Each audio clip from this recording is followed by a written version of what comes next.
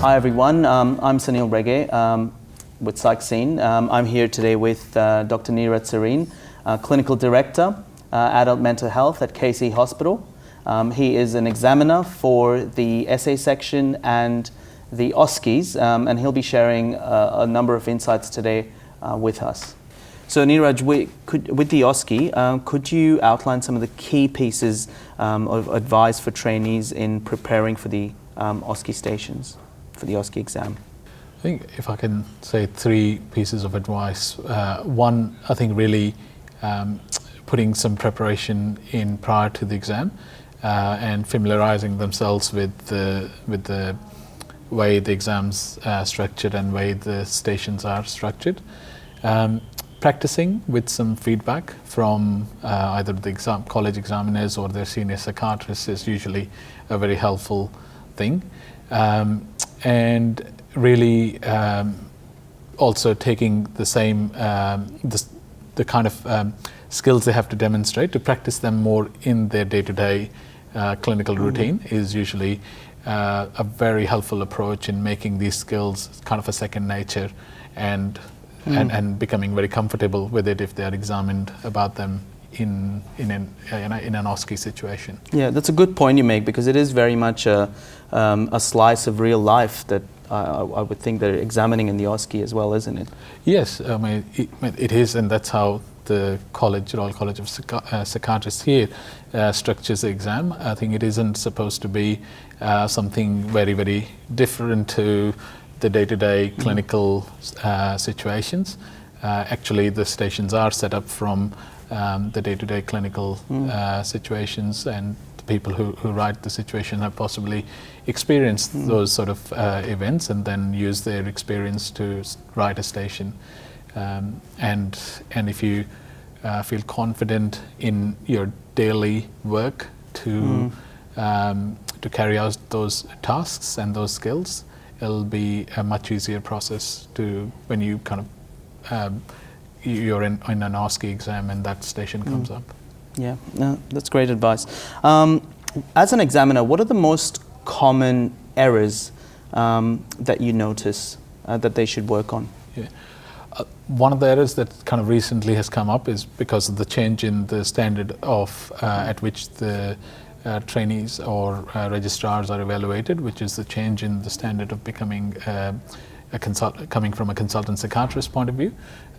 This was previously, as you know, at a senior registrar level. So some people really still find it difficult to step up to that level when it comes to approaching the station. But apart from that, two other very important errors are not reading the question properly and not being able to complete the task in time, which often seen as a time management issue, but it is more a self-management issue, because the task you're aware of at the beginning of the station, and one should kind of make a mental note of how much time they need to allocate to each of the tasks, and then stick with those tasks so that they are covering the whole of the marking domain of that station and maximizing their chances of getting a good grade. Great, thank you. Any other words of wisdom in relation to the OSCE? I think it is no doubt a very anxiety-provoking exam for most candidates, but I think if it is seen as an artificial assessment, which does not have, if it's seen as an artificial assessment, it can make people very nervous that they're going to be coming across something that's really new. And I guess having this understanding and reassurance that it is not, can possibly reduce your level of anxiety. So I think managing your anxiety and your apprehension prior to and during the OSCE exam is very important, and if there is a situation or a question that is not in your comfort zone, and you have performed not to the standard that you think you're happy with, you're not going to have much time to move on to the next station. But the best thing you can do at that time is try and forget about it and move on to the next station. So managing that aspect during the exam is going to be very important. And I think that's the best thing you can do to maximize your chances. Yeah, great. Thanks. That's great advice. Coming to the essay, similar sort of things. I mean, essay has become something that candidates are quite worried about, and you do mark a lot of essays. What would be, again, the main advice for you in terms of preparation for trainees in relation to the essay section, the critical essay question? There are a lot of misunderstandings about the essay exam. It is, in some sense, a test that asks you to showcase your theoretical underpinnings to some of the clinical concepts in psychiatry, but it is more a test of your thinking and your ability to conceptualize a statement, and your ability to really then share your own thought process with the examiner. I think many students or registrars see this as a test of their knowledge and how many references they can put in, or how much background information they know about the case, and that's often a challenge for the registrar. So I think if they see and if they think of an essay question and look at it from the knowledge, certainly, but also the clinical experience, also the kind of the cultural aspects of that statement, and share with the examiner what their viewpoint on that statement is, it really is much better approach. Great. Well, thank you. What do you think would be the 3 things that they can do when preparing for the essay that would really help them? I think one of the things would be to read editorials for some of the really good peer-reviewed journals, like the Journal of RANZCP, or the Journal of Royal College of Psychiatrists, or APA, and really familiarize themselves with how some of the people who've written the editorial have looked at a particular situation from multiple viewpoints, and then kind of synthesize that information for the readers. And I think those editorials are brilliant examples of what would make somebody's essay a really a good one.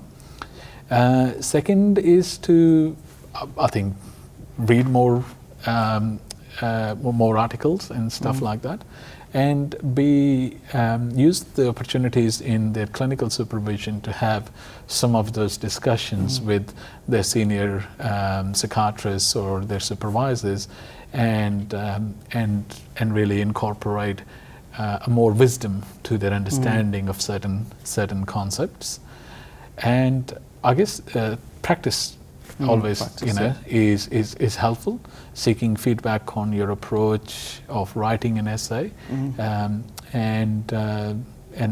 having a conversation and feedback on that is always going to be helpful. Yeah, that's great. What are the most common errors that you notice in the essay section as an examiner? But there is a very common misconception among registrars attempting an essay, which is something along the lines of 1 minute per mark, which is 40 marks or 40 minutes. And again, I don't think that kind of holds true when you are marking those essays. Some people really write very summary, write an essay which is much more succinct, and possibly didn't take them 40 minutes to write, but the clarity of the thought process is very, very visible. I think not reading the question and not reflecting and thinking about the question is a key error. I know they have the limited reading time, and they have to kind of think of modified essay question as well as the critical essay question. But you really need some time to think about what is being asked, and not really kind of be interpreting the statement on its face value, but more from a kind of sometimes there's a metaphorical aspect to the statement, or sometimes there's a cultural element to that statement.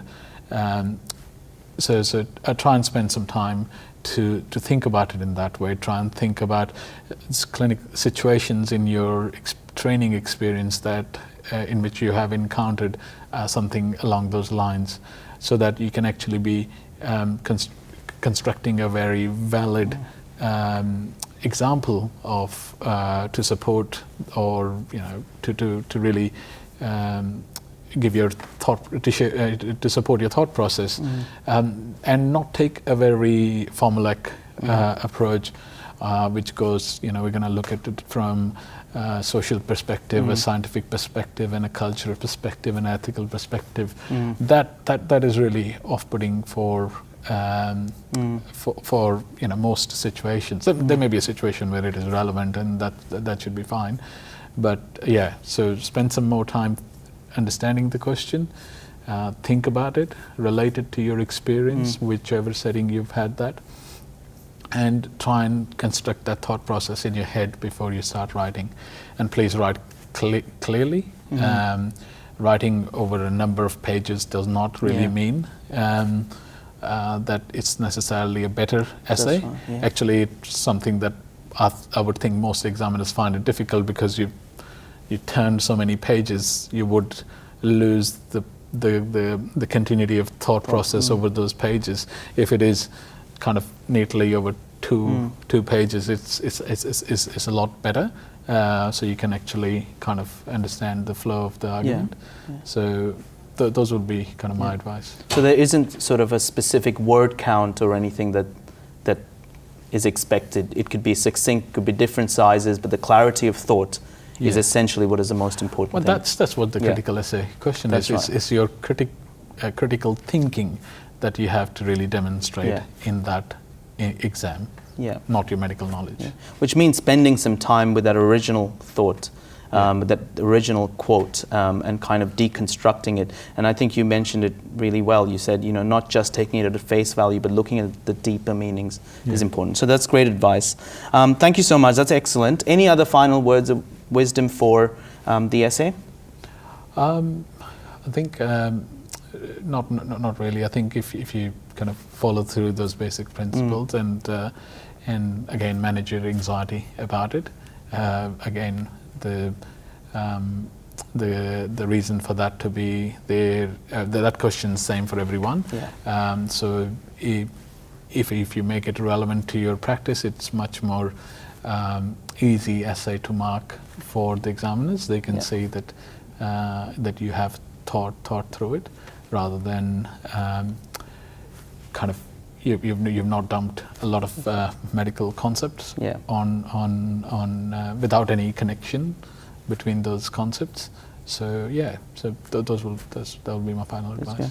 Thank you so much. I'm sure the viewers will appreciate it a lot. So thank you very much for your great advice. Thank you.